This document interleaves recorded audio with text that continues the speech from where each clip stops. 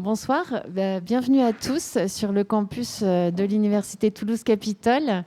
Merci à vous d'être venus. Je suis ravie ce soir d'accueillir au nom de l'université cette conférence et le projet Uchronie, qui est un peu dans le viseur du service culturel depuis quelques années. Donc c'est vraiment une première. J'espère que ce ne sera pas une dernière et je vais tout de suite passer le micro à Arnaud Loridan, qui est l'organisateur de cette rencontre. Merci Paul. Je suis ravi que ça se concrétise. Ça fait quelques années de mails qu'on échange. Et je suis très content que Uchronie arrive, soit ici ce soir. Et aujourd'hui, c'était une journée de formation pour les stagiaires de la première formation Uchronie. Demain, nous irons à Ramonville, au collectif La Maison, pour poursuivre l'élan de ce soir en suivant la classe apicale, la visite et les différents ateliers de l'après-midi. Je cède la parole à Karim. Alors, bienvenue à cette chose bizarre qu'on appelle un méristème. Je vous expliquerai ce que ça veut dire. Donc, peut-être vous dire un premier mot d'où je parle. Donc, moi, je suis Karim Lapp, je suis biologiste de formation, écologue, pour être plus précis. J'ai fait mes études à l'université Paul Sabatier, il y a quelques décennies maintenant. Oui, déjà. Et c'est ce qui m'a en partie conduit à croiser la route d'Arezzo à l'époque, parce que Arnaud m'avait invité, puisque je suis aussi biomiméticien. Donc un biomiméticien, c'est quelqu'un qui utilise les connaissances du vivant, de la biologie, de l'écologie, appliquées à d'autres domaines. Alors moi, j'ai une formation aussi, je suis une espèce en voie de disparition, puisque je suis la dernière session de formation de l'écologie appliquée à l'aménagement du territoire, qui s'enseignait avant à l'université Paul Sabatier. Donc j'ai toujours utilisé finalement mes connaissances du monde vivant, appliquées à des domaines différents, notamment en matière d'aménagement du territoire, par exemple. Et donc, j'ai été longtemps à la recherche d'un moyen de rendre ça perceptible, audible, par des gens qui n'ont pas une formation de biologiste ou d'écologie. Et j'ai croisé la route d'un certain nombre de gens dans les années 2000, entre 2000 et 2010, et qui ont notamment formalisé un langage qui permet justement cette communication avec les gens qui ne sont pas biologistes, qui s'appelle le biomimétisme. Et je vous en dirai un mot tout à l'heure. Et donc, notre rencontre avec Arezzo, donc Arezzo qui est une association, mais qu'Alain présentera peut-être tout à l'heure, qui travaille sur l'habitat écologique, nous a amené à nous interroger sur la manière dont nous habitons aujourd'hui et dont nous habitons la Terre en particulier. Et donc ce questionnement qui va au-delà de la question simplement de la construction, mais quel est notre mode d'habiter le monde, nous a amené à nous interroger aussi sur quel est ce monde. Et c'est vrai que le monde va mal, on peut, je pense, tous se mettre d'accord sur ce constat-là, et cela depuis assez longtemps. Moi, j'ai fini mes études il y a 30 ans maintenant, et la situation... À l'époque, quand on parlait de ces sujets-là, c'était les générations futures. On annonçait, on parlait à l'horizon de la fin du siècle. Alors d'abord, la fin du siècle, pour moi, c'était l'an 2000. Puis maintenant, on parle de 2100 ou de 2050. Mais ces horizons-là sont d'abord extrêmement lointains. Et puis, finalement, ce qui était en perspective il y a 30 ans, en fait, est à l'œuvre aujourd'hui. La catastrophe n'est pas annoncée. Nous sommes dans la catastrophe. Je ne vais pas... il est trop tard dans la journée pour faire l'inventaire de tout ce qui va mal. Enfin, je pense que la plupart d'entre vous ici le savent. Mais on est dans une situation qui nécessite finalement de sortir d'une espèce de sidération que provoque cette situation. Pour donner un exemple très simple, sans sortir des chiffres très compliqués ou des notions très basiques, moi, quand je venais à Toulouse il y a 30 ans, j'habitais Strasbourg à l'époque, quand on descendait en famille en voiture, on s'arrêtait toutes les 2 heures Parce qu'au bout de 2 heures, on ne voyait plus rien sur le pare-brise. Et tous ceux qui faisaient des grands voyages à l'époque voilà, prévoyaient des arrêts dans les stations-service. Et d'ailleurs, il y avait des seaux avec des choses pour nettoyer. Et on devait voilà, vraiment nettoyer son pare-brise tous les 2 ans. Et en effet, aujourd'hui, 80% de la population des insectes a disparu. Donc ce n'est pas une projection de ce qui va arriver, c'est déjà arrivé. Et en plus, c'est déjà arrivé alors que c'était déjà écrit, puisque c'est arrivé aux États-Unis bien plus tôt, dans les années 60. Rachel Carson écrit un livre assez fondateur qui s'appelle « Le printemps silencieux » en 1962, si ma mémoire est bonne, où elle décrit déjà aux États-Unis cette extinction de masse, qui est alors qu'on qualifie souvent voilà, d'érosion de la biodiversité ou de 6e extinction. Mais en fait, ce qu'on est en train de vivre est très différent de ce que la Terre a déjà connu comme histoire. Si on reprend la dernière extinction, la 5e, donc là on parle de la 6e, la disparition des dinosaures, qui est le fait marquant principal de cette séquence de disparition, qui a été donc un événement rapide, majeur, soudain, à l'échelle géologique, a somme toute pris un certain temps. Est-ce que vous avez une idée du temps qu'a pris la disparition des dinosaures ? En vrai, la disparition des dinosaures, c'est un processus qui a pris 300 000 ans. Et la chute des météorites, alors là-dessus, il y a débat, mais c'est entre 20 000 et 33 000 ans, suivant les papiers. Donc pour l'extinction totale des dinosaures, on a un processus qui prend 300 000 ans et donc un événement majeur qui va accélérer cette disparition et qui a pris entre 20 et 30 000 ans. Donc si je fais le ratio par rapport à ce que nous vivons aujourd'hui, par rapport à la biodiversité, on est sur quelque chose qui est, sur les 50 dernières années, 600 fois plus rapide que l'épisode catastrophique qu'on évoquait tout à l'heure, et 1200 fois plus rapide si je prends la période totale d'extinction par rapport aux 250 ans de la révolution industrielle qui conduit à la situation dans laquelle nous sommes aujourd'hui. Donc, malheureusement, je pourrais accumuler les constats de ce type en vous parlant de pollution, en vous parlant d'érosion des écosystèmes, en vous parlant de toute une série de choses. Mais, comme je vous l'ai dit, notre ambition ce soir n'est pas de vous plomber le moral. Si vous voulez... mais ce qui est important, c'est d'avoir les heures de grandeur. C'est vraiment de se rendre compte que finalement, la situation auquel on a à faire face, c'est pas juste un petit truc sur lequel on va pouvoir innover un petit peu et puis trouver des solutions. L'enjeu qui nous est posé, il n'a pas d'équivalent finalement dans l'histoire de la Terre. C'est la première fois dans l'histoire de la Terre qu'une espèce, en fait, est responsable de la perturbation globale du système planétaire. Ça n'est jamais arrivé. Il y a eu des catastrophes environnementales. La première grande crise environnementale, selon vous, c'est quoi dans le vivant?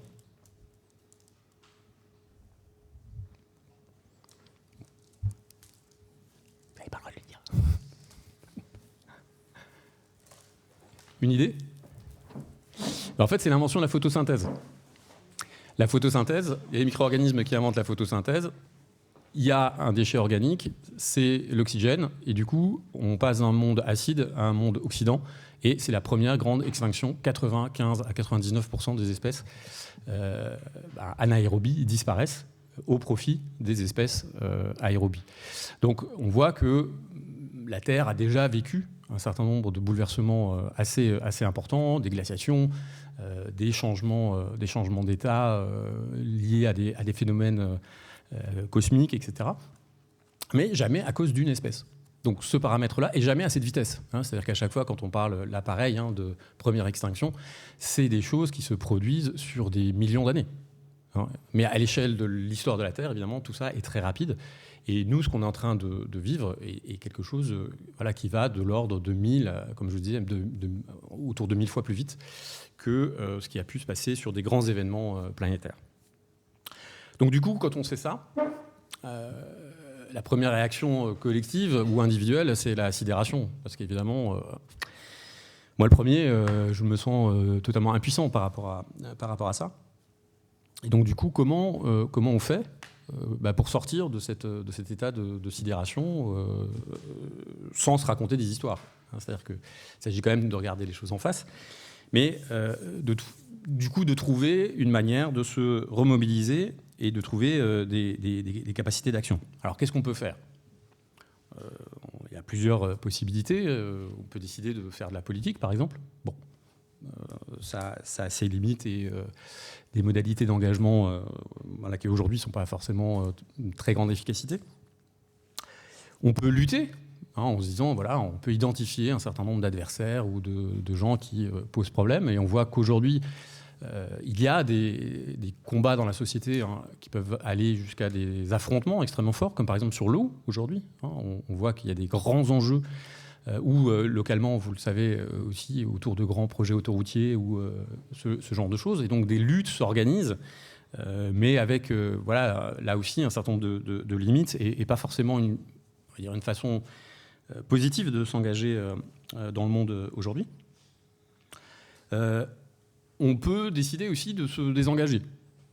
C'est-à-dire, plutôt que d'aller contre, c'est de ne pas faire. Et d'ailleurs, c'est probablement une des stratégies les plus efficaces, qui est de finalement pas alimenter la machine. Et puis, il y a une autre façon de faire, qui est de faire, justement. Et de faire autrement, et de développer des activités qui permettent de s'inscrire différemment dans le monde. Et c'est la position et la proposition d'Uchronie, donc qui est aujourd'hui une association qui propose d'accompagner des porteurs de projets dans ce cadre-là et qui souhaite développer des activités qui soient compatibles avec le maintien de nos conditions d'habitabilité sur Terre. Alors c'est une façon un peu... Alors pourquoi j'ai utilisé ça plutôt que de parler de développement durable ou de parce que développement durable, ça a été dévoyé de son esprit initial. Et d'ailleurs, même conditions d'habitabilité de la Terre, ça a été aussi aujourd'hui dévoyé par les gens qui sont un peu responsables de la situation dans laquelle on est. Et donc, on est dans une espèce de course de vocabulaire où, tous les 5 à 10 ans, on change de vocabulaire pour essayer de définir une position qui soit un peu différente. Alors, Uchronie, qu'est-ce que c'est ? Je ne sais pas tout à fait répondre à cette question. C'est une expérience. Alors, c'est une expérience hybride qui s'articule entre le monde académique, le monde professionnel, on le verra tout à l'heure, et qui propose un parcours pour effectivement essayer de répondre au mieux à cette ambition qui est de vouloir développer une activité qui soit compatible avec le vivant. Donc pour ça, on propose un travail de compréhension de qu'est-ce que c'est que le vivant finalement, parce que aujourd'hui dans notre culture, on a perdu un certain nombre de liens avec cette capacité à comprendre le vivant. Et il n'y a pas besoin d'être biologiste pour ça, parce qu'un truc assez incroyable, c'est que quand on est vivant, en fait, on sait tous dire ce qui est vivant, sans être même capable de le définir. C'est-à-dire que scientifiquement, je ne sais pas vous donner une définition consensuelle de ce qui est vivant. Par contre, on va tous pouvoir se mettre d'accord sur ce qui est vivant ou pas, quand on est confronté à ce qui est vivant ou pas. Donc en fait, c'est assez intéressant de voir que le fait d'être vivant, finalement, c'est une propriété qui a un potentiel et une puissance assez grande. Et donc une fois qu'on s'est connecté avec le monde vivant, eh bien, l'idée, c'est de pouvoir s'en inspirer, puisqu'au final, c'est le seul cadre de référence durable que l'on ait. Ça fait 4,5 milliards d'années que la Terre existe, on va dire, à peu près. À peu près 3,8, 4 milliards d'années que la vie se développe sur Terre. Et donc, c'est le système le plus efficient, le plus efficace, c'est le seul qu'on connaisse. On n'a pas d'autres références dans l'univers, en tout cas pour l'instant. Et donc, c'est à la fois notre cadre existentiel, s'il n'y a pas de vie en dehors de la Terre, et en même temps, quand on regarde un peu le vivant, on voit qu'il y a déjà un nombre de solutions assez impressionnantes. Et en fait, du coup, il nous faut une méthode pour aller chercher de l'information, pour aller chercher des méthodes, pour aller chercher ce qu'on va appeler des stratégies de succès de l'évolution. Parce que ce qui a été sélectionné pendant des millions, voire des milliards d'années, c'est des choses qui marchent. Donc après, on va essayer de comprendre pourquoi elles marchent, comment elles marchent, et de s'en inspirer pour effectivement proposer une aide au design. Donc le sujet de ce soir, on a voulu voir dans quelle mesure, évidemment, le recours au vivant, aux ressources qu'il peut nous proposer, peut amener peut-être à des choses risquées, dangereuses, ou au contraire ouvrir des possibles assez importants. Et on a souhaité vous proposer la participation de deux personnes qui ont un parcours professionnel très engagé depuis déjà assez longtemps, dans une relation assez intime avec ces questions-là, en particulier dans le domaine de la construction.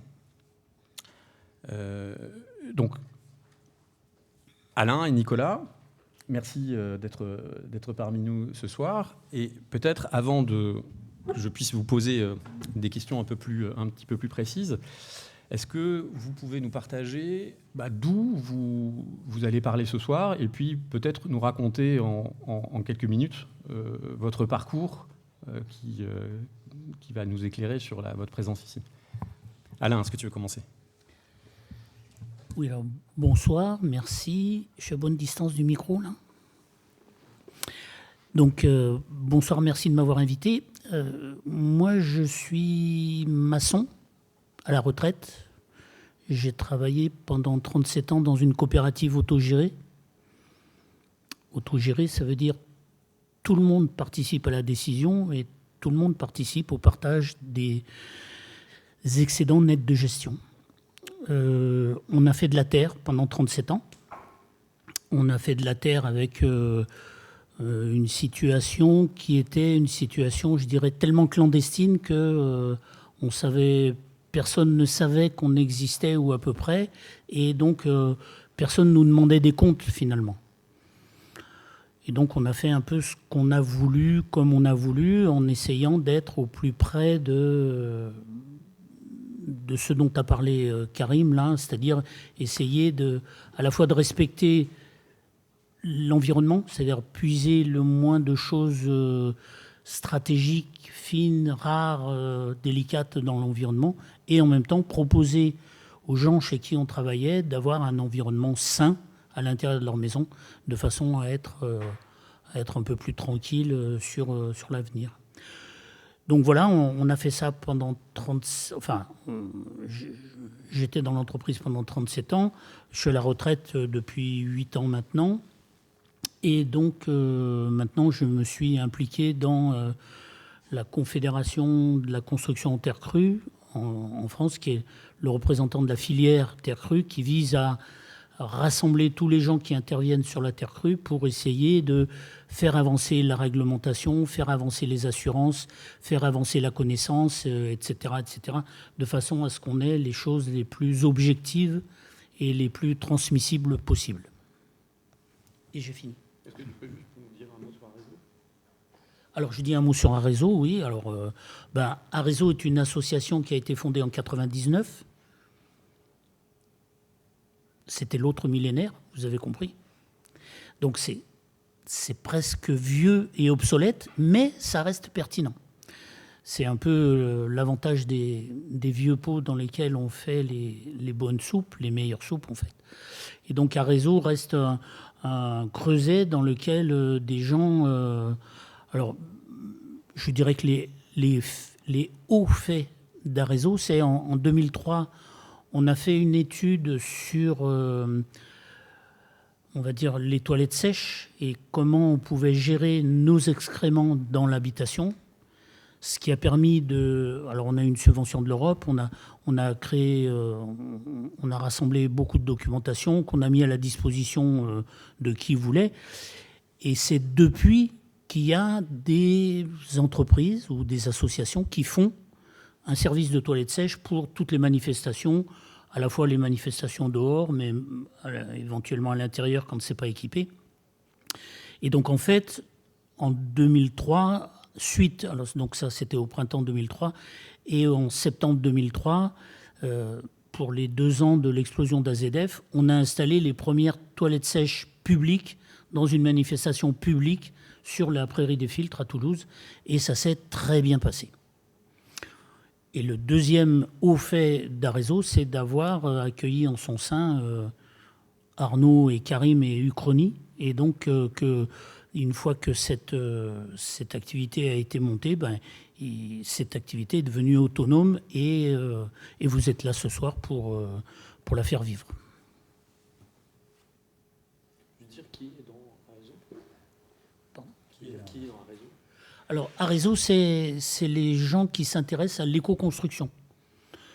Donc, l'éco-construction, on le prend dans le sens la construction avec des matériaux écologiques, un respect de l'environnement évident, mais aussi un respect des gens qui travaillent dans le bâtiment et un respect des gens qui vont habiter dans ces bâtiments. C'est-à-dire qu'on essaye de faire que le bâtiment devienne quelque chose d'explicite, de discutable, de débattable, d'objectif, etc. Et donc on a un site où on avait un site, je ne sais pas trop où on en est, on a un site, donc je demande à l'autorité Internet, on a un site sur lequel vous allez trouver quelque chose qu'on appelle des fiches éléments d'ouvrage, donc qui sont des fiches réalisées par des gens, des adhérents d'Arezzo, sur des chantiers qu'ils ont faits, sur des techniques qui n'étaient pas répertoriées avant qu'ils les décrivent. Et donc vous avez les consommations en matière, de la paille, du bois, de la terre, etc. Et le temps passé à faire ces choses-là. Et en même temps, une espèce de petite analyse du genre ce qui a marché, ce qui n'a pas marché, ce qu'il faut récupérer, ou ce qu'il faut améliorer, ou au contraire ce qu'il faut laisser tomber. Donc quelque chose d'assez pragmatique, de façon à avoir une prise assez réelle pour tous les chantiers de construction, d'autoconstruction.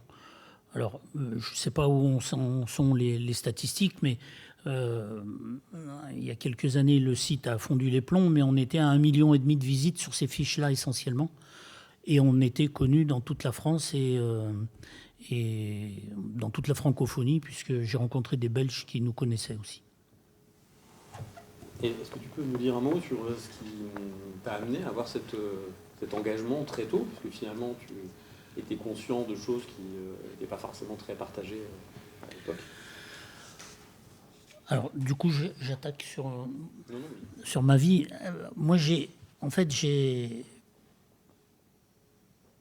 suis sensible à la question de la nature et de la relation à la nature depuis tout le temps. Enfin, alors, je ne sais pas quand dire que ça a commencé, mais je sais que quand j'étais gamin, j'habitais en ville, on était une famille nombreuse, et donc le dimanche, mes parents nous emmenaient à la campagne, et c'était le bonheur, quoi. Donc, est-ce que c'est là que ça a commencé? Je ne sais pas, mais en tout cas, ça me paraît évident depuis ce moment-là, quoi, de respecter la nature. Et la deuxième chose qui m'habite, c'est en fait une pulsion première pour le bâtiment. Et ça, par contre, je me rappelle du plus vieux souvenir. Je devais avoir 4 ou 5 ans, j'étais à l'école maternelle. Et donc, c'était en ville, on avait une cour qui était en partie en sable et on faisait des châteaux. Et évidemment, nous, on faisait des châteaux, les autres faisaient des châteaux, et celui qui faisait le plus beau château, et celui qui démolissait le château de l'autre, etc., etc. Et donc, en fait, en faisant les châteaux dans cette course, ce dont je me souviens, c'est qu'un jour, j'ai remarqué que si on faisait un château où on mettait une couche de sable, une couche de feuilles de platane, une couche de sable, une feuille de platane, couche de sable, feuille de platane, on avait un château beaucoup plus solide que quand on mettait que du sable. D'où, évidemment, l'invention du béton armé. C'est pas moi, mais je pense que celui qui l'a inventé était dans la même stratégie. Et en fait, depuis, je me suis rendu compte que, par exemple, ce qu'on appelle le mortier d'Agasse ici, donc le mortier de pie, le mortier de terre qui fait les nids de pie, c'est la même chose. C'est de la terre dans laquelle les pies mettent un tas de fils dedans pour faire de la structure qui tient ce nid de pie. Et donc ces fils, ça peut être des poils de mouton, c'est des végétaux, etc. C'est maintenant des petits fils de plastique, parce qu'on a des bâches PVC qui se délite complètement à l'air libre et que le vent trimballe des petits morceaux partout. Et donc ces fils-là, qui sont des petits fils plats, les pies s'en servent pour faire leur nid aussi, pour en quelque sorte structurer la terre, j'allais dire la bauge, qui sert à faire leur nid. Donc en fait, donc là je rejoins un peu le point de vue du biomimétisme. Je pense qu'on fait de la construction en terre depuis très très longtemps. Et que, en fait, qu'est-ce qu'on a fait pour faire de la construction en terre? En fait, on a deux accidents, en quelque sorte. Le premier, c'est quand on essaye de se balader dans un chemin boueux parce qu'il est plein d'eau et que la terre est complètement molle et on a de la peine à se tenir dessus. Mais du coup, chacun de nos pas peut faire une empreinte dedans. Et donc, si on prend cette terre, qu'on la moule, c'est facile à ce moment-là. Et une fois qu'elle est sèche, elle devient très dure. Et si on a moulé quelque chose et qui a séché, ça devient très dur. Et donc, à partir de là, on peut envisager de faire des maisons sans problème. Et donc, les pies le font, les ours, les sangliers le font, les eumènes, vous savez, c'est ces espèces de guêpes avec des très grandes pattes, là, elles font des petits tubes en terre dans lesquels elles mettent un œuf et une mouche, elles ferment le tube. Et puis, donc, quand l'œuf est clos, ils mangent la mouche. Et ça fait un eumène pour la prochaine fois, il crève le tube et il s'en va. Les hirondelles le font, enfin il y a des tas d'animaux qui se servent de la terre pour faire leur maison. Et je pense qu'on s'est inspiré de ça pour faire nos maisons. Merci Alain. Donc voilà, on a déjà un début de réponse sur le fait que Alain est bien en économie avec la terre. Nicolas, d'où est-ce que tu parles et est-ce que tu peux aussi nous partager un petit peu comment tu es arrivé à t'intéresser à ces questions? Oui, bonsoir, merci de l'invitation. Moi, je ne suis pas né dans l'écologie. Ma formation, c'est ingénieur en informatique industrielle. Et à un moment donné, j'ai pris la décision avec mon ex-compagne d'arrêter de travailler, de voyager dans le monde. Et là, j'ai pris plein de claques, des claques sur la pollution, parce qu'en France, on la voit moins, parce qu'on ramasse les ordures, mais il y a plein de pays où il n'y a pas de ramassage d'ordures, et les ordures, elles sont plus biodégradables. Et donc, j'ai commencé à prendre ça dans la tronche, à voir qu'on produisait des choses qui ne se recyclaient pas dans la nature. Puis j'ai rencontré des gens qui avaient des projets, etc. Et en rentrant, j'ai rencontré quelqu'un qui était dans l'éco-construction. Et j'ai dit, tiens, ça m'a parlé parce que mon père est maçon. Et j'avais une appétence pour la construction. Et en gros, dans ma famille élargie, soit ils sont dans le bâtiment, soit ils sont dans l'agriculture. Et voilà, tout d'un coup, je suis tombé dans l'éco-construction. Ça m'a parlé vraiment émotionnellement. Et je suis là-dedans depuis 25-30 ans. J'étais pas à la création d'Arezo, mais je suis arrivé quelques temps après, à peine après. Et mon parcours dans l'éco-construction est passé par des choses très différentes. J'étais d'abord dans le négoce d'éco-matériaux, puis après j'ai été dans la fabrication d'isolants à base de matériaux végétaux ou animaux, puis j'ai été dans un bureau d'études, et là je suis en ce moment au Réseau français de la construction en paille. Et donc, aujourd'hui, ce que je peux dire par mon parcours, c'est que je connais bien tous les matériaux biosourcés utilisés dans le bâtiment aujourd'hui, depuis la ressource jusqu'à leur utilisation. Oui. Donc, voilà, c'est mon parcours, d'où je viens. Est-ce que tu as besoin d'autres choses? Non? Donc, merci. Donc, la question que je voudrais vous poser à ce stade, c'est qu'on est dans une situation où on cherche des réponses.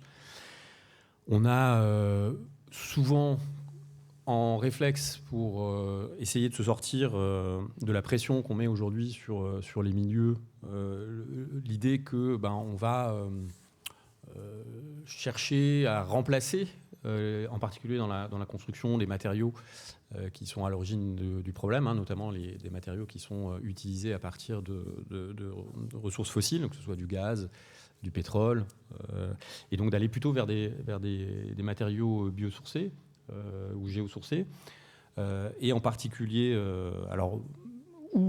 pas en particulier, mais notamment la terre.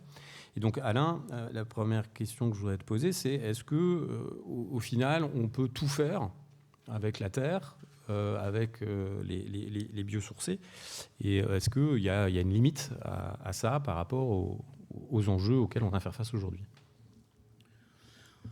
Alors disons qu'avec la terre, on peut faire beaucoup de choses, mais par exemple, si on s'intéresse au patrimoine mondial de la construction en terre, la terre, c'est un matériau qui a été travaillé par toute l'humanité. Toute l'humanité, toutes les cultures, toutes les civilisations ont durablement, parce que ça a duré un moment, travaillé la terre. Les seuls endroits où on n'a pas de construction en terre, c'est les climats tropicaux, équatoriaux humides. Parce que même en tropical humide, on a de la terre, mais en équatorial humide, on n'a plus de terre puisque le taux d'humidité est tel que la terre ne sèche jamais. Donc ce qu'on fait, c'est qu'on vit dans des branchages, dans des structures à base de végétaux. Donc je pense que Nicolas en sait plus que moi là-dessus. Mais sinon, partout ailleurs dans le monde, y compris dans des pays froids, on peut vivre dans de la terre. Et si on dit que la terre, c'est aussi les cailloux qui sont dans la terre, on s'aperçoit que, grosso modo, jusqu'à la Révolution française, partout, on a vécu dans la terre. Partout dans le monde, tout le monde. Bon, évidemment, les pharaons, avec leurs pyramides, c'était pas du logement social, et donc c'est pas un bon modèle. Mais en tout cas, partout on pouvait faire de la terre. Aujourd'hui, ce qu'on a récupéré des savoir-faire les plus anciens, c'est on peut faire des murs. Donc il y a 3 grosses techniques. Il y a la technique qui est fréquente ici, qu'on appelle l'adobe. C'est des briques de terre qui sont montées comme des briques. C'est la bauge, c'est-à-dire c'est la même matière que les briques de terre, mais on empile cette terre et on fait des murs avec. Il y en a à Toulouse. Il y a de la bauge à Toulouse, il y a de l'adobe à Toulouse. Et la 3e technique, qui est un peu plus rare ici, mais qu'on trouve fréquemment dans le Gers, c'est le pisé. On la trouve aussi à Albi. Enfin, on en a quand même un peu de partout. Je ne vais pas m'étaler sur les différentes façons de faire. Ce qu'il faut retenir, c'est qu'on peut faire de la structure, donc on peut faire des immeubles. Grosso modo, si on prend ce qui se passe à Lyon, enfin ce qui s'est passé à Lyon jusqu'à la révolution industrielle, ce qui se passe encore aujourd'hui au Maroc, ce qui se passe au Népal, ce qui se passe dans beaucoup d'endroits, apparemment, on a une frontière à 30 mètres de haut. Grosso modo, on fait 8-10 étages et puis on arrête.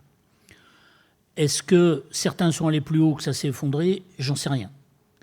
Le plus haut bâtiment en terre du monde, c'est une mosquée au Yémen qui fait 53 mètres.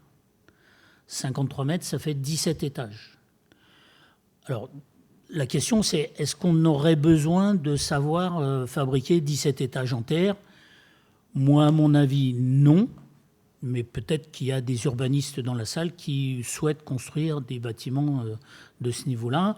Et là, effectivement, peut-être qu'il faut se pencher un peu sur des calculs et il faut bien prendre son élan.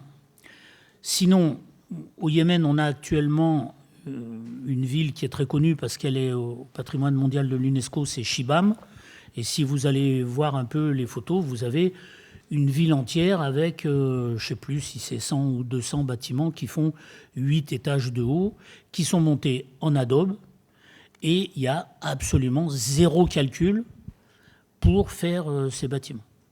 Donc c'est des bâtiments qui se font parce que la culture s'est propagée depuis le XVIe siècle, se transmet, et donc on fait ça. Donc on peut faire toute la structure qu'on veut, jusqu'à 8 étages, je dirais, en attendant que des recherches nous disent d'aller plus loin. Mais pourquoi aller plus loin? Là, je laisse la question en suspens. On peut faire de la division, on peut faire des cloisons, soit avec de la terre seule, soit de la terre mélangée avec des fibres. On peut faire de l'isolation en doublage ou de l'isolation en massif. Et on peut faire du décor, c'est-à-dire on peut faire des enduits, de la protection, et on peut faire du décor, on peut faire quelque chose qui a un fort aspect esthétique. On peut remplir des planchers en bois avec de la terre, de façon à gagner en inertie du bâtiment et en affaiblissement acoustique entre les appartements. Donc on a une gamme de choses possibles avec la terre qui est assez large et qui permet de penser que ce soit des villes ou des villages, on sait les faire depuis un moment. Et en fait, ce qui manque, c'est certainement pas la terre. On en a largement de quoi faire tout ce qu'on veut. Ce qui manque, c'est le savoir-faire. Et ce qui manque, c'est la transmission de savoir-faire. Ce qui nous manque aujourd'hui, c'est les capacités des gens à savoir faire de la terre. Alors quand je dis la capacité, c'est la capacité à concevoir. Donc, je crois qu'il y a dans cette salle des profs de l'école d'archi, peut-être qu'il y a des archis aussi. Vous savez très bien que l'enseignement de la terre dans les écoles d'archi, c'est pas top, quand ça existe. Et donc, concevoir, calculer. Donc, il y a des enseignants ici aussi en école d'ingénieurs, donc ils savent que c'est pas top non plus pour les ingénieurs. Il manque de la réglementation. Et donc, les entreprises hésitent à se lancer dans la construction en terre parce qu'elles ont peur. Elles se disent... Alors, d'une part, elles se disent peut-être ça va s'effondrer. Moi, ce n'est pas mon avis, mais à la limite, on peut se poser la question. Mais surtout, elles se disent peut-être que le propriétaire, une fois que j'ai fini, va se retourner contre moi. Et donc, je ne vais pas avoir bossé pour rien et en plus me retrouver qu'un procès sur le dos. Donc, on est dans quelque chose qui est de l'ordre de l'impasse. Et c'est une impasse dont l'origine, c'est la révolution industrielle. C'est cette révolution industrielle qui a balayé tous les savoir-faire qui avaient été acquis pendant des dizaines de milliers d'années, puisque c'est de cet ordre-là qu'on peut envisager les choses, sur l'accumulation de retours d'expérience. Donc on a perdu cette richesse-là, qu'on essaye, en ramant comme des fous, d'essayer de récupérer, en essayant de comprendre comment les bâtiments qui ont 200 ans, ils tiennent encore, ou 300 ans, ou 500 ans. Et c'est ça l'enjeu d'aujourd'hui. À mon avis, c'est ça l'enjeu. Et donc là, je m'adresse à vous. C'est votre génération qui a comme mission... Bon, alors, nous, évidemment, on a un peu retrouvé des trucs, mais c'est à vous de remettre ça sur votre établi, d'y bosser pour faire avancer cette question et pour faire que la terre redevienne un matériau banal. C'était le matériau le plus banal qui était. Et donc, essayer de retrouver cette banalité dans les bâtiments. Merci Alain. On voit qu'effectivement, on a souvent l'image de cahutes en terre, alors qu'en fait, on peut construire des villes. Et pour te répondre sur faut-il faire des immeubles de 12 étages, 15, 50, 300 étages, si on regarde en termes de densité urbaine, j'aime souvent à rappeler qu'un des arrondissements de Paris les plus denses, c'est le 11e arrondissement, et on ne dépasse pas les 8 étages. Et quand on dit que c'est un des arrondissements les plus denses, on est à des niveaux de densité qui sont voisins de ce qu'on va retrouver à Hong Kong. Donc on voit bien qu'on peut avoir des modèles urbains à très forte densité qui ne sont pas, qui ne nécessitent pas forcément des constructions extrêmement élevées. Donc, est-ce que, Nicolas, Alain nous a donné un certain nombre d'exemples de ce qu'on pouvait faire avec la Terre, et on voit que on est encore loin d'être arrivé aux limites de ce qu'on pourrait réaliser, sachant que la Terre a des qualités très très nombreuses. Est-ce qu'on a d'autres ressources mobilisables, biosourcées ou géosourcées? Eh ben, en biosourcé, c'est un peu plus ma spécialité, mais comme disait Alain, il y a plein d'endroits où on a utilisé les végétaux, que ce soit en toiture, même chez nous d'ailleurs. Hein. Les toitures étaient faites avec des pailles diverses, seigle, roseau, enfin diverses pailles, selon les régions, selon la disponibilité. Et dans certains pays, on construisait avec du bambou, du bois. Donc, il y a... Alors, c'est moins ancien les bâtiments que ceux... On ne retrouve pas des bâtiments aussi anciens que ceux en terre, certainement. Quoique 300 ans, T'as plus vieux que ça? Vas-y. Bah oui. On a depuis 2 ou 3 ans un assemblage de bois, Tenon-Mortaise, de 476 000 ans. 476 000 ans en Afrique du Sud. Et c'est un assemblage taillé. Alors, il faut se mettre dans la position... Excuse-moi, Nicolas, mais c'est taillé avec un silex, le Tenon et la Mortaise. Parce qu'aujourd'hui, on a des charpentiers qui taillent des très beaux assemblages avec des outils en métal bien affûtés, des marteaux qui sont bien équilibrés, des manches qui sont bien attrapées dans le marteau. Là, on a probablement des gros silex. À cette époque-là, on faisait des silex on taillait des silex qui faisaient 1,5 kg, 2 kg. Et c'est un bois qui a été retrouvé dans le lit d'une rivière. Alors là, il y a un deuxième miracle, c'est-à-dire qu'en fait, pour que le bois se conserve sur des durées aussi longues, il faut qu'il soit humide tout le temps. Et ça fait 476 000 ans qu'il est humide tout le temps. Donc on l'a trouvé il n'y a pas très longtemps. Vous regarderez sur... voilà. Oui, ce n'est pas les techniques. Je disais les bâtiments existants. Ah bah oui. C'est-à-dire on a des bâtiments qui vieillissent pas pareil avec les végétaux qu'avec la terre crue. Mais effectivement. Donc oui, l'usage des biosourcés, ils sont très divers, mais je ne sais pas la distance en fait. Ils sont très divers. Si on prend le bois ou le bambou, hein, parce qu'il y a selon les régions, mais c'est un matériau avec lequel on peut pratiquement tout faire. On peut faire. Il y a eu des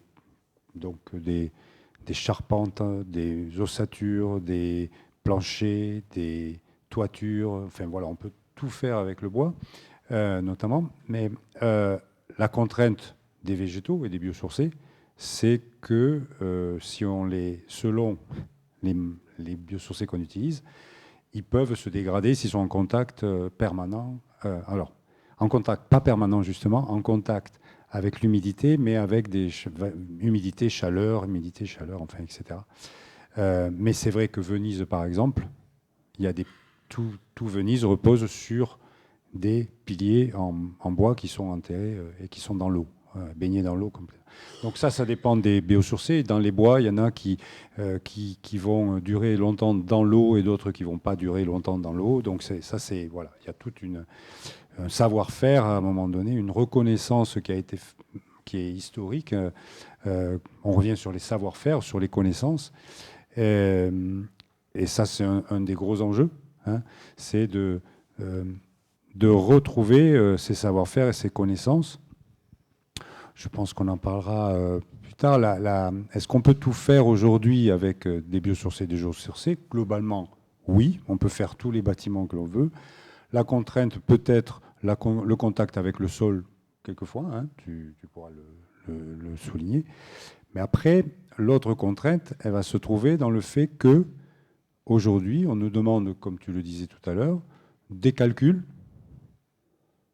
donc des valeurs obtenues en laboratoire par des essais qui ne représentent rarement la réalité, puisque reproduire en laboratoire la réalité de vieillissement, c'est complexe. On a un chercheur dans la salle qui peut-être pourra rajouter des choses sur cette contrainte, comment dans le labo on arrive à représenter la réalité, mais on se rend compte qu'aujourd'hui, ce qui nous manque, c'est aussi de nous appuyer à la fois sur les expériences en laboratoire et à la fois sur toute l'expérience passée, tous les bâtiments que l'on a. Aujourd'hui, on a du mal à faire valider le fait qu'on peut faire des R+8 en disant, regardez, ils sont là depuis des siècles, ils tiennent. Non, ça ne marche pas. On ne va pas pouvoir le valider pour construire aujourd'hui. Donc, oui, on peut faire avec des biosourcés, des géosourcés, beaucoup de choses, mais réglementairement, on est limité parce qu'aujourd'hui, il faut des valeurs de laboratoire et des choses comme ça. Et après, il y a la question de la quantité de ressources. Je ne sais pas si tu as des valeurs, Alain, sur la quantité de terre qui est disponible et qu'est-ce qu'on pourrait construire par rapport en termes de bâtiments. Mais sur les biosourcés, la question que l'on a, c'est qu'aujourd'hui, tout le monde veut utiliser des biosourcés et pas seulement le bâtiment. Pour information, il y a normalement un schéma national d'utilisation de la biomasse qui indique que d'abord la biomasse doit servir à l'alimentation humaine, et puis ensuite il y aura les produits, et en dernier il y a l'énergie. C'est ça l'ordre normalement, logique. Sauf qu'aujourd'hui, vous êtes beaucoup plus financé si vous essayez de montrer que vous pouvez créer de l'énergie qui remplacera l'énergie fossile avec des biosourcés, que si vous dites je veux utiliser les biosourcés pour faire de l'isolation. Vous trouvez moins facilement des financements. Donc il y a un côté aussi chez nous, êtres humains, on n'arrive pas à être sobre. Et donc on cherche à produire de l'énergie. On sait qu'on a de moins en moins d'énergie fossile, ou en tout cas qu'on veut de moins en moins les extraire. Et du coup, on va se dire, on va faire avec des biosourcés. Je pense que la limite va se trouver là, c'est-à-dire notre besoin en énergie qui aura du mal à être produite par des biosourcés. Et si on utilise les biosourcés pour faire de l'énergie, on ne pourra pas les utiliser pour faire d'autres choses. Normalement, le schéma d'utilisation de la biomasse est dans l'autre sens, mais l'être humain est faible par rapport à ça. Il a du mal à être économe. Donc, se pose la question de la ressource, notamment en biosourcés. Je ne sais pas si Alain, tu veux dire sur la terre. Mais... Alors,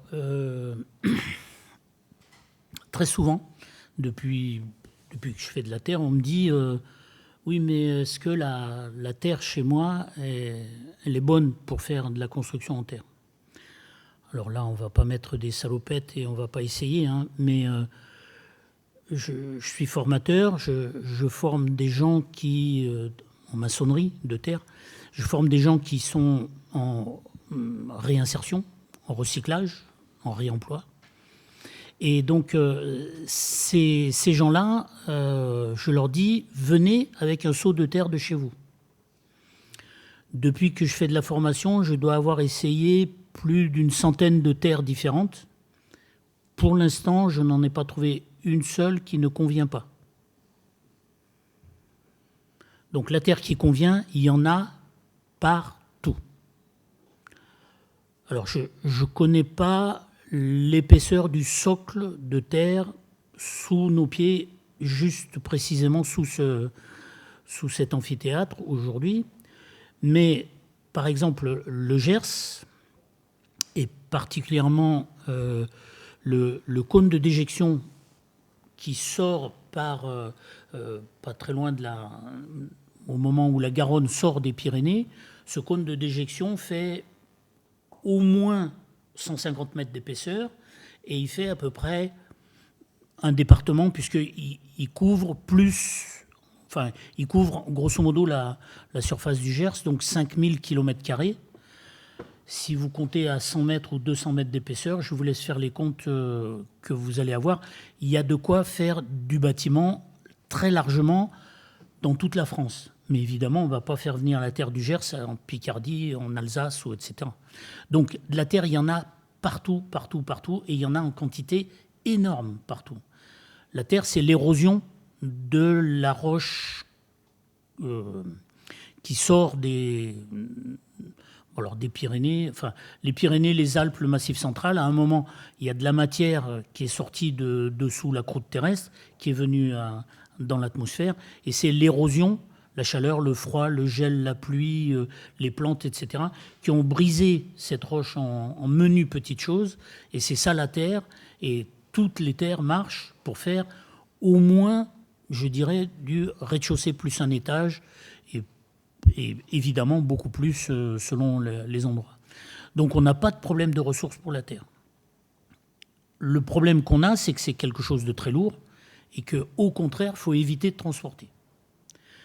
Le deuxième problème qu'on a pour la terre, c'est la pollution.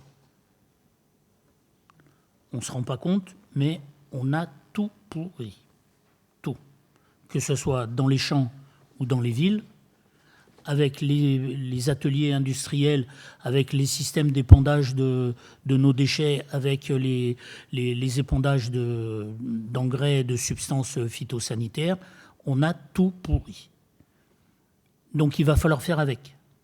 Si on veut construire en terre, il va falloir construire avec de la terre, mais il va falloir trier dans les terres pour éviter celles qui sont pourries avec des choses qui sont hyper toxiques. L'avantage de la terre, c'est qu'une fois que les choses sont prisonnières dedans, elles ne s'échappent pas facilement. C'est-à-dire que les plaquettes d'argile sont des espèces d'aimants qui capturent des molécules chimiques, des longues, des courtes, des toxiques et des pas toxiques, et qui les gardent avec elles. Et même si de l'eau rentre et sort, elles laissent ces molécules en place. Donc, on est dans quelque chose où à la fois il faut se méfier et en même temps on a quand même de la marge. Mais n'empêche qu'il faudrait arrêter de tout pourrir. Et ça aussi, c'est un vrai projet et pas avec un petit enjeu pour les années qui viennent et pour les décennies qui viennent. Il faut arrêter de produire tout ce qu'on produit et qui pourrit tout. Moi, ce que je voudrais rajouter quelque chose sur la biomasse biosourcée, c'est que il s'en produit chaque année. On pourrait imaginer, il n'y a pas de problème, on la retire à chaque fois et on l'utilise. Sauf que aujourd'hui, nos sols sont de moins en moins carbonés et on sait que c'est la couche végétale, donc argilo. L'humus a besoin de se construire pour que dessus pousse le végétal et pour qu'ensuite nous on se nourrisse. Enfin, tu connais ça mieux que moi certainement, tu pourras approfondir, mais en tout cas, on ne peut pas seulement dire c'est super, on va utiliser les biosourcés, on va en sortir, on va en sortir, on va en sortir. Il y a un moment où il faut aussi rendre au cycle la matière organique. Donc là, on a besoin sur les biosourcés d'être économe et de réfléchir à combien on ponctionne et pas trop ponctionner pour que justement on maintienne cette fertilité des sols due à cette masse organique qui revient dans le sol. Oui, en effet, ça c'est un des grands enjeux, parce que pour compléter vos propos, c'est vrai qu'aujourd'hui la biomasse, on la veut pour l'énergie. Et pour l'énergie, en fait, quand on regarde les scénarios de projection à 2030-2050, c'est pas un peu de biomasse, c'est que le mix énergétique par rapport à la consommation actuelle, pour qu'on réussisse à sortir des énergies fossiles, ça veut dire au moins 40% de l'utilisation énergétique avec la biomasse. Ce qui voudrait dire, si on atteignait ces objectifs-là, en fait, qu'il n'y aurait plus de biomasse pour rien d'autre. Et encore, si on était en capacité de mobiliser toute la biomasse telle qu'elle est mobilisable, ce qui n'est pas d'ailleurs possible d'un point de vue ni économique ni technique. Donc du coup, voilà un élément supplémentaire qui quand même déjà ouvre la perspective que ça va être compliqué de substituer des usages si les usages ne changent pas. Parce que la biomasse, on veut aussi l'utiliser pour la chimie. Parce qu'aujourd'hui, la chimie, c'est principalement la ressource fossile, du gaz et du pétrole. On veut l'utiliser pour l'agriculture. C'est-à-dire que si on veut sortir du modèle industriel agricole et aller vers l'agroécologie, aller vers l'agriculture de conservation des sols, etc. Et bien pour faire ça, il faut faire ce que tu disais tout à l'heure, c'est-à-dire restituer de la matière organique au cycle pour qu'effectivement tout ça puisse s'alimenter. Et puis, tu le disais, il faut qu'on arrête les conneries. C'est qu'on a fait un truc... Alors, encore une mauvaise nouvelle pour ce soir, mais le changement climatique, qu'on devrait plutôt d'ailleurs appeler le bouleversement climatique, il est en route, il est parti. C'est pas à venir. On a franchi les 1,5 degrés de moyenne, ce qui veut rien dire. Personne ne sait ce que ça veut dire, moi non plus. Par contre, ce que ça veut dire, c'est que les écarts de variation, la variabilité climatique va devenir beaucoup plus grande et imprévisible. Et ça a quoi comme conséquence ? La première conséquence de ça, c'est une baisse de la productivité de la biomasse. Ah zut, je voulais parier sur la biomasse. Et une des premières conséquences du changement climatique, c'est que la biomasse, elle ralentit en fait. Elle ralentit parce que le CO2, qui est envoyé dans l'atmosphère, jusqu'à un certain niveau, il va augmenter la production de biomasse. C'est ce qui se passe aujourd'hui. Si vous regardez les chiffres, la production végétale mondiale a augmenté et continue d'augmenter. Alors ça ralentit, on arrive à un palier, parce qu'on arrive à une valeur de concentration du CO2 dans l'atmosphère qui devient toxique pour un certain nombre de plantes. Et donc, il va diminuer la productivité végétale. Donc, la question suivante que je vais vous poser, c'est... La bonne nouvelle, c'est que voilà, on a des ressources, qu'en fait, on a des savoir-faire, qu'on a une capacité en fait à apporter des réponses. Mais apporter des réponses à quelles questions ? Parce qu'en fait, c'est un peu la difficulté peut-être de notre société, c'est que finalement, on a des réponses techniques à des questions qui n'ont pas été posées, qui sont finalement quels sont nos modes de vie, et faut-il les changer pour qu'on puisse arriver effectivement à mettre en œuvre ces solutions qui, on l'aura compris à travers vos différents témoignages, réclament aussi des modes de gouvernance différents, peut-être plus d'autonomie, moins de dépendance à la technologie. Tu l'as dit, c'est plus facile d'être financé quand on veut, ou c'est toi qui le disais, quand on veut faire de l'énergie plutôt que de l'isolation. C'est aussi vrai aujourd'hui quand on regarde, hier encore, une société française a récolté près d'1 milliard d'euros pour développer une intelligence artificielle qui soit capable d'avoir des perceptions physiques du monde. Super. Et donc du coup, est-ce que ça va nous sauver la technologie ? Puisqu'on voit bien qu'avec la biomasse, ça va être un peu juste. Mais est-ce que l'intelligence artificielle, le numérique, ne va pas nous permettre d'optimiser tout ça et finalement nous offrir une planche de salut ?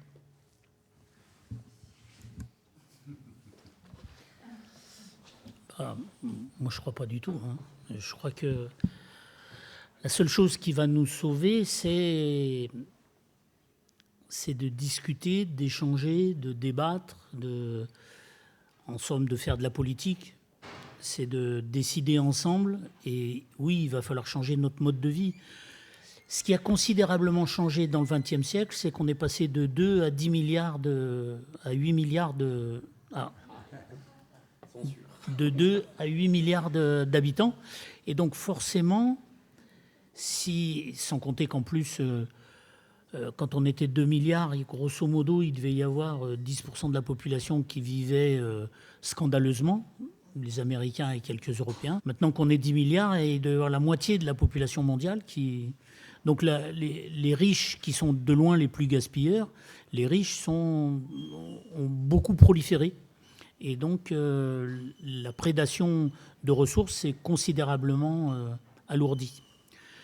Donc oui, il va falloir changer de mode de vie. Je ne sais plus qui c'est qui disait... les choses qui sont éthiques, c'est les choses qu'on peut partager tous, qu'on peut tous avoir. Est-ce qu'on peut tous avoir une bagnole et faire 20 000 km par an sur Terre, même si c'est de la voiture électrique ? Je pense que non, c'est vraiment pas envisageable. Est-ce qu'on peut tous avoir 23 degrés dans sa maison toute l'année avec la clim l'été et le chauffage l'hiver ? Je pense que non, c'est pas jouable non plus.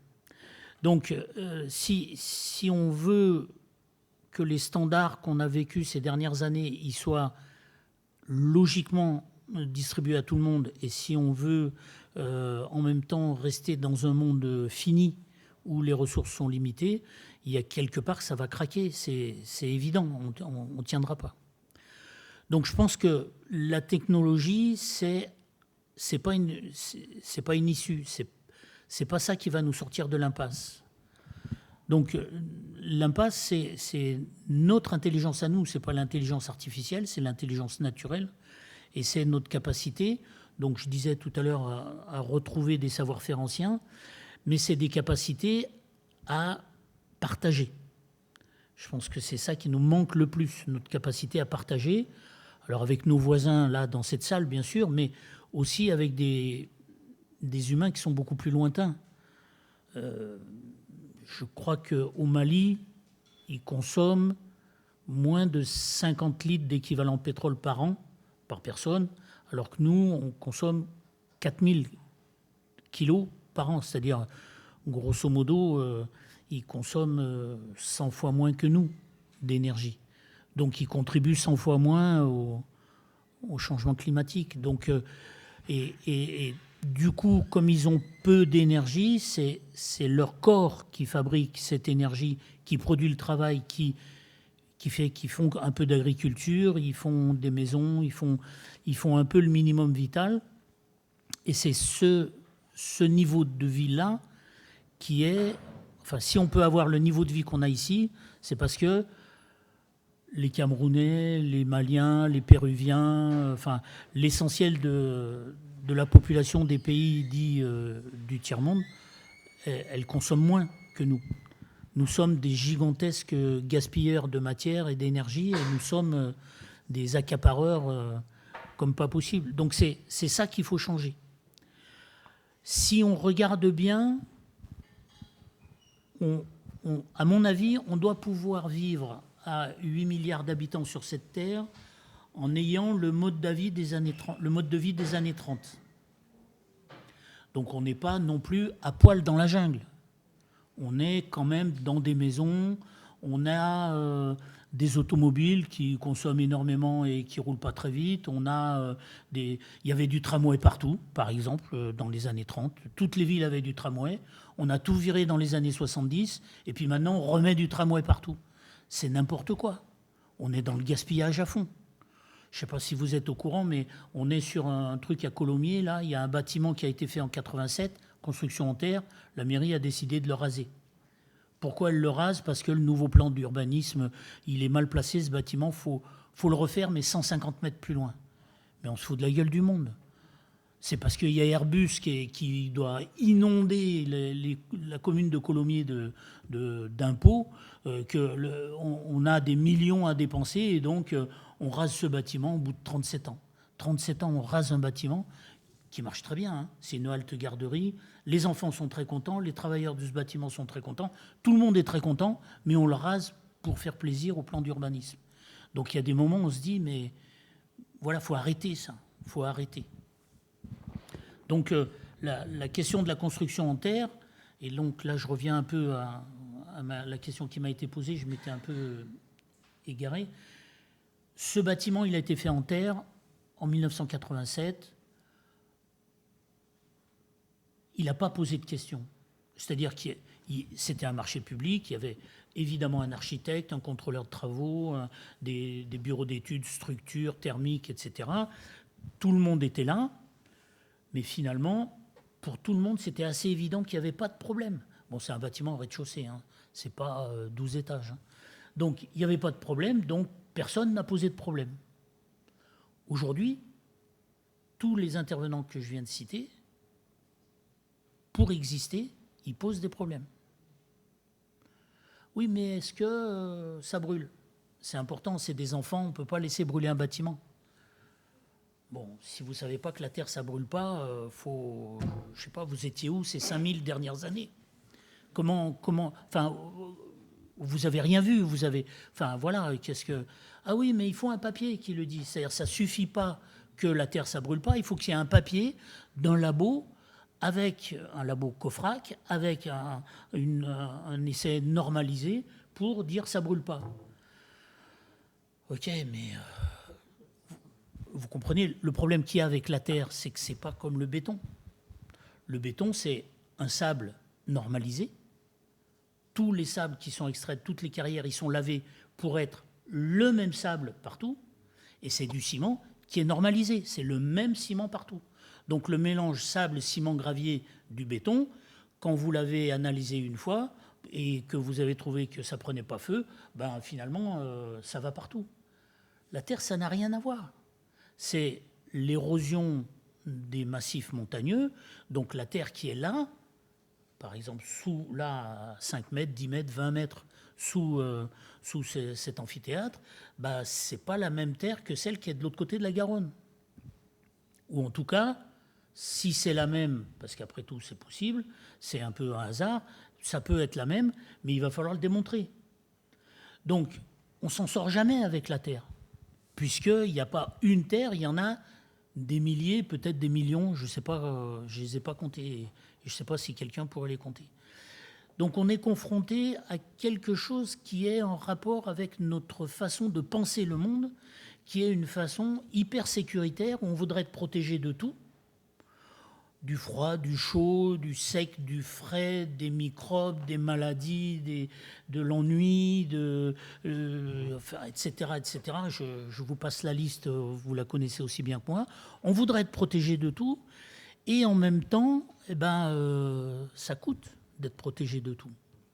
Ça coûte en recherche, on va dire en puisement de ressources, en transport, etc.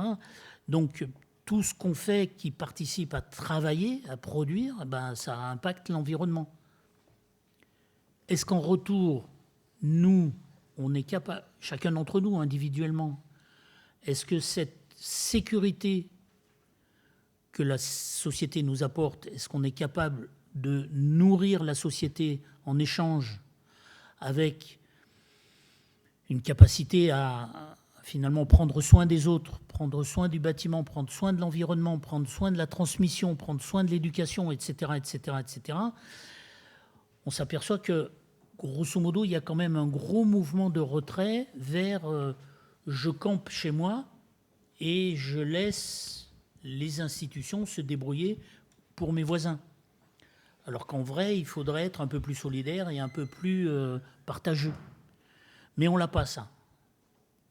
Et donc, on est dans une position un peu schizophrène où on veut le beurre et l'argent du beurre, mais il n'est pas question qu'on tourne la baratte pour le fabriquer.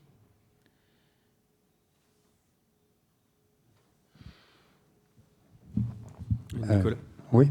Ouais, Nicolas, est-ce que tu veux donc bien, Oui, sur ta question, sur l'énergie. Déjà, la technologie derrière, c'est souvent de l'énergie. Hein.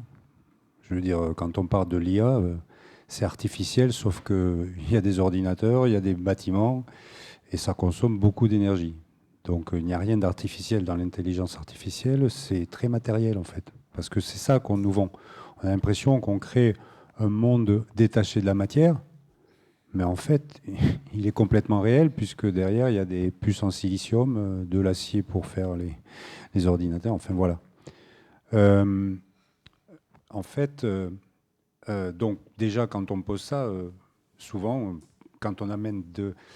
Alors, il y a la low-tech, ce qui est la démarche low-tech, qui se veut justement travailler sur des systèmes qui demandent moins d'énergie, avec des systèmes qui ont moins d'énergie. Donc ça, c'est plus du savoir-faire. La low-tech a toujours existé, finalement. Elle existe, voilà. C'est pas quelque chose, c'est pas un mouvement nouveau, la low-tech. La low-tech, c'est ancien. Donc, moi, ce que je voulais rajouter aussi, c'est se poser la question, et tu l'as bien soulevé, de l'usage. Pourquoi, je ne sais pas, je vais poser quelques questions. Pourquoi on circule en 4x4 en ville ? C'est une question, c'est pour la hauteur des trottoirs, peut-être. Mais il y a plein de questions comme ça à se poser sur la notion de est-ce qu'on a la vraie bonne solution, la vraie bonne réponse à notre besoin. En gros, est-ce qu'on a besoin des 4x4 tout court ? Je veux dire, chez nous. Je veux dire, à la limite, vous avez voyagé au Mali, vous comprenez que le 4x4, c'est un peu plus confortable. Mais chez nous, ça sert à quoi ? est-ce que ça répond vraiment efficacement aux besoins? Donc on a un problème d'efficacité, d'efficience en fait.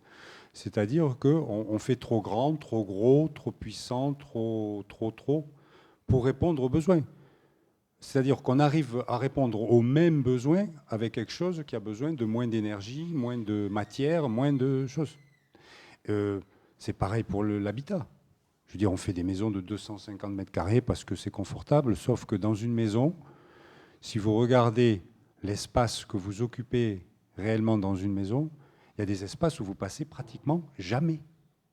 Donc ça veut dire quoi? Ça veut dire que là, on ramène à de la réflexion, à réfléchir à comment on optimise l'espace. Voilà, il y a des gens aujourd'hui, ils choisissent de vivre dans des tiny houses parce qu'ils se rendent compte que finalement, ils ont tout ce qu'il faut et puis après, ils vivent dehors et ils sont bien dehors, ils sont bien mieux dehors que dedans parce qu'au moins, ils bougent, ils respirent, ils sont en mouvement, etc. Donc, il y a cette notion d'efficience pour répondre aux besoins. Et on est allé dans une exagération incroyable de ça. Et c'est aussi la question de se poser le bon matériau au bon endroit. Si on revient sur les biosourcés, par exemple, j'ai un exemple qui me vient en tête. Par exemple, le chanvre était cultivé en France un peu partout. Et on faisait avec le chanvre du textile. Alors peut-être pas les vêtements les plus faibles, mais on faisait pas mal de textile. Ça a complètement disparu avec la venue du coton, du nylon, des fibres synthétiques, etc. Pourtant, moi j'ai testé les vêtements en chanvre ou en lin, qui sont rouges. Ils sont bien plus confortables que les vêtements en coton ou en synthétique parce qu'ils régulent l'hygrométrie. Donc il y a aussi cette notion de dire est-ce qu'on utilise le bon matériau pour faire pour le bon usage? Et c'est le cas dans l'habitat, dans la construction aussi. Est-ce qu'il y a des bons matériaux au bon endroit? Et il y a des matériaux qu'il ne faut pas utiliser parce que ils ne vont pas durer suffisamment, ils ne vont pas remplir leur office. Voilà les deux choses que je voulais apporter. Merci.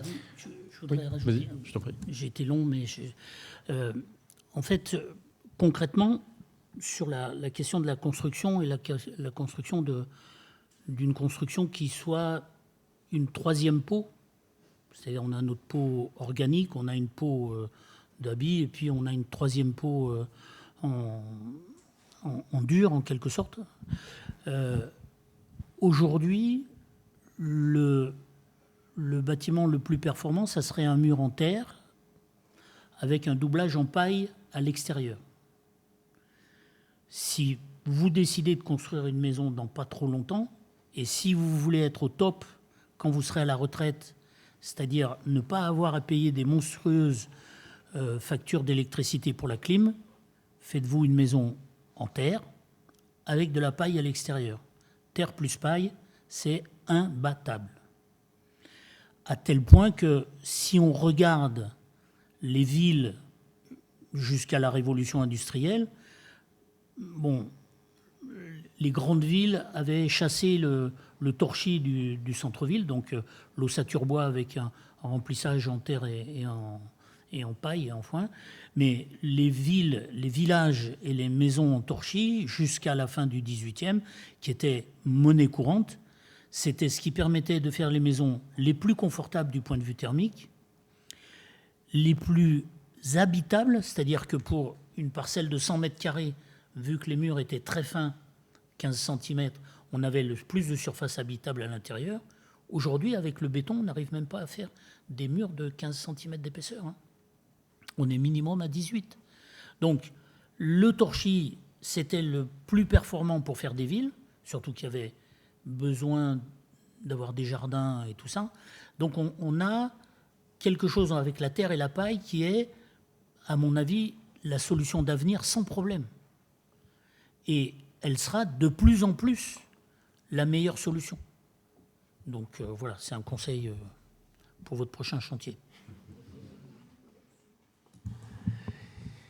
Donc vous voyez, il y a des bonnes nouvelles aussi ce soir. Donc effectivement, ce que vous nous dites renvoie à d'autres d'autres éléments sur si vous pouvez vous dire, bon, finalement, est-ce que la technologie ne pourrait pas nous permettre d'optimiser, par exemple, nos usages, nos conceptions, etc. Ce qu'il faut avoir présent à l'esprit, c'est que si on regarde l'évolution, je vais prendre on pourrait le prendre pour toutes les évolutions industrielles, mais on va le prendre pour le numérique, par exemple.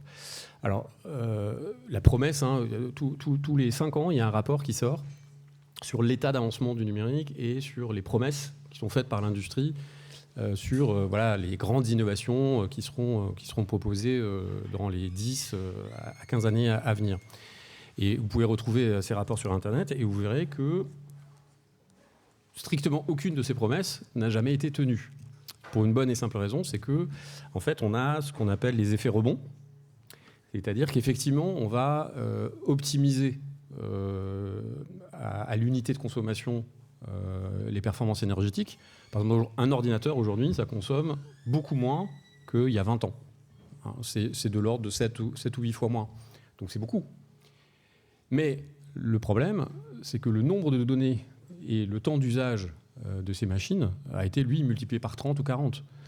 Donc au final, même si on a des objets qui sont plus performants, la manière de les mettre en intensité va finalement augmenter l'impact de ces technologies. On peut prendre le cas de l'automobile, par exemple. C'est exactement la même chose. Une voiture aujourd'hui, comparée à une voiture des années 70, je peux dire que dans les années 70, on ne restait pas derrière une voiture parce que les niveaux de pollution étaient très, très élevés. Sur certains polluants, on a divisé par 30 les taux d'émission. Et en moyenne, on est grosso modo 10 fois moins, une voiture pollue 10 fois moins que dans les années 70. Donc on peut se dire, voilà, un exemple de progrès technologique majeur, très efficace.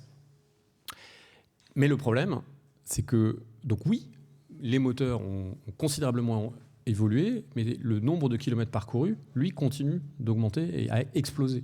Et donc au final, la quantité de pollution provoquée par le secteur automobile continue d'augmenter, alors qu'on a des objets qui sont eux-mêmes beaucoup plus performants. Donc il faut toujours se méfier des annonces de performance ou d'efficacité des objets, parce qu'en fait, la vraie question qui est posée, c'est pas l'usage individuel, c'est ce que ça représente à l'échelle à laquelle sont déployés ces éléments-là. Et si on prend le numérique, c'est pareil, l'inflation exponentielle du numérique conduit à des augmentations perpétuelles des niveaux d'énergie, des matières consommées, et d'une chose qu'on oublie très souvent, l'eau. En fait, le numérique est un très gros consommateur d'eau, et d'ailleurs, une des pénuries qu'on a connues au moment de la Covid sur les transistors n'était pas liée à la Covid, mais bien à une sécheresse à Taïwan, parce que la principale usine qui produit, je ne sais plus, 80% des transistors mondiaux, en fait, était soumise à une pénurie d'eau liée à une grande sécheresse. Et il faut savoir que cette usine consomme l'équivalent d'une ville de 2 millions d'habitants. Voilà. Donc même dans l'électronique, il y a de l'eau, il y a des matières premières, il y a des morceaux de terre, et évidemment, il n'y a pas de solution miracle.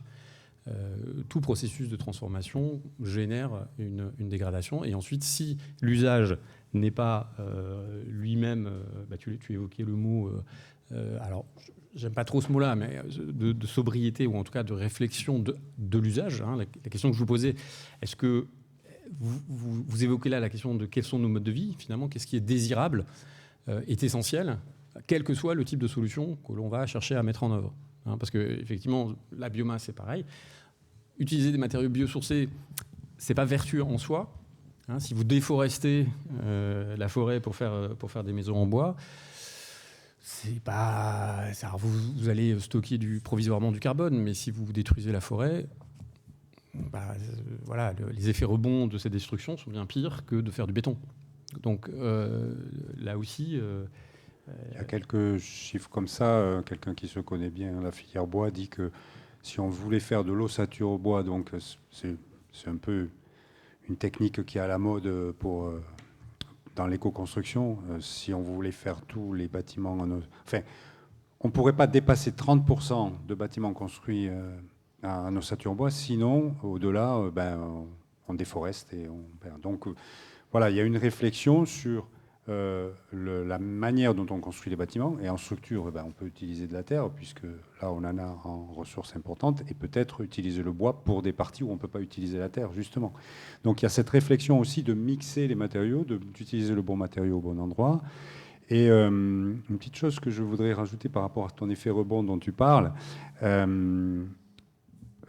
avec les calculs que l'on a aujourd'hui, thermiques, etc., des bâtiments, j'ai tendance à dire qu'on peut faire des bâtiments performants non confortables. Et nous, on veut faire des bâtiments confortables, donc performants. Et pourquoi ?